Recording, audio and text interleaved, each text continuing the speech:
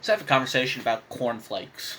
I'm sure you've probably all heard the basis on why Kellogg invented cornflakes, but if you haven't, here's some fun food knowledge that Jonathan knows because he loves food. Uh, Particularly not so much the reason behind why they exist, but the reason they are the way they are.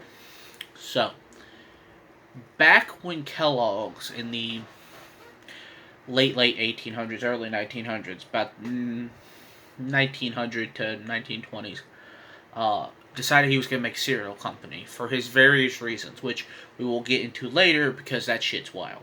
But back when he decided to make his cereal, he based it off of a very common cereal that he would have eaten at the time, that he probably ate a lot of when he was a child, and he probably had a lot of people he knew who ate it too.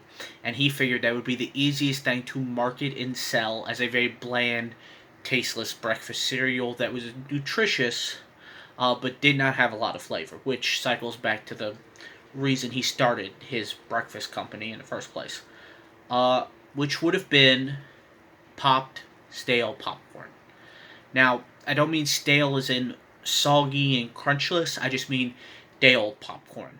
Um, Back in that time period, popcorn was a very dried corn that turns into popcorn was a very common grain that most households in regions that traditionally grew a lot of corn, particularly Midwest America and certain parts on the East Coast and down south, would have a lot of.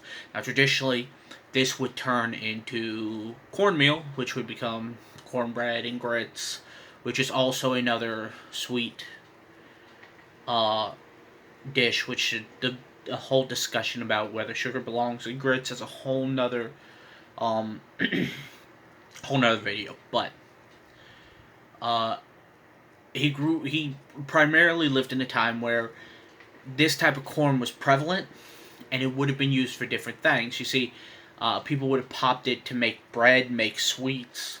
It would have been popped as a treat where they would have put probably a little bit of salt and some sort of fat on it, or other seasonings and just different toppings. You had chocolate dipped in them and things like that.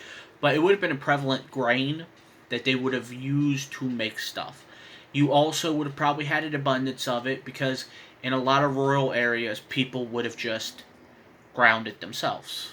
They wouldn't have bought a bag of pre-ground grits. They would have just ground cornmeal themselves, and they probably would have had a grinder or something in their house that would have done it. A little hand cranked one that you set on the counter or attached to a counter, or you would have had local markets that would have sold them. So you would have had access to it.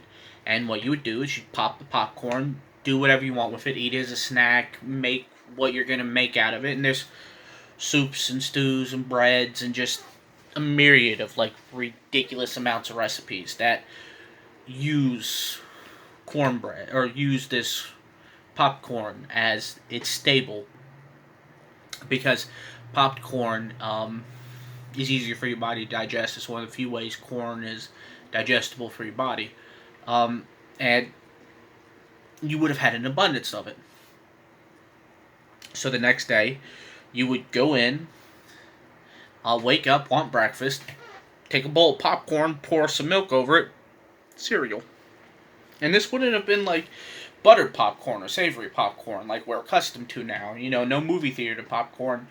That wasn't really a prevalent thing then. Like, that wasn't really prevalent until about the 1920s. Again, another video. But he thought, popcorn, perfect. It's what I grew up eating. Hundreds of people across the country know about it. Thousands, millions, however many people.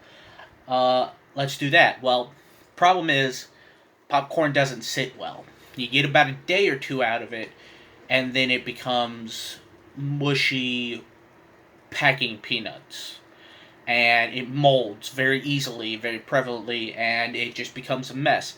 He could not find a reliable way to put popcorn in a box and send it to store. You've got to remember back at this time, the cereals and stuff like that weren't kept in plastic bags. They were kept in just cardboard boxes. he would have just had a cardboard box they filled with his cereal. There would be no bag in it to save freshness. So he came up with a recipe, cornflakes, which would take popcorn, grind it down, and use it as his main ingredient. It would essentially water popcorn, grind the popcorn, mush and grind the popcorn down until it's one uniform paste. Slice it out real thin and bake it till it is dry and devoid of moisture. Break it up. Once you do that, those are cornflakes. Thus is history. Put it in a box because it's low on moisture, does not have the consistency that soaks up moisture. It will last longer on the shelves and be shippable to more locations. Because of that, it became a very popular breakfast cereal. People knew the flavor, people knew what the taste was, and the rest is history. We have the Kellogg's Corporation. Now, why did Kellogg's want to start a company selling cereal? Well, he wanted to create a nutritious, flavorless food that he could mass produce and easily sell to people. But why nutritious, flavorless food? It's not because he wanted you to culinarily experiment and add your own flavors. No. He didn't want you to masturbate, kids. That's it. Kellogg's belonged to a sect of Christianity, who Alexander Graham was one of them. I believe his name is Alexander Graham. I'd have to fact check myself on that one. I'm terrible with names, but the man who invented the graham cracker belonged to the same set of Christianity, where he believed that any food that was flavorful and caused excitement in your body from flavor and taste would cause an imbalance and cause you to sin, leading to any number of sin, but the most demonic in his eyes, masturbation. So cornflakes taste like that, kids, because you touch yourself. Remember that. It's your fault cornflakes taste like that.